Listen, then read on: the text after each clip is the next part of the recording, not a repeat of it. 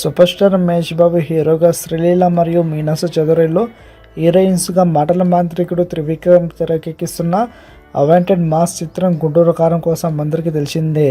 మరి భారీ హైప్ని సెట్ చేసుకున్న ఈ చిత్రం కోసం ఫ్యాన్స్ ఎంతో ఆసక్తిగా ఎదురుచూస్తుండగా ఈ సినిమా పనులు ఇప్పుడు శరవేగంగా కంప్లీట్ చేసే పనిలో మేకర్స్ ఉన్నారు.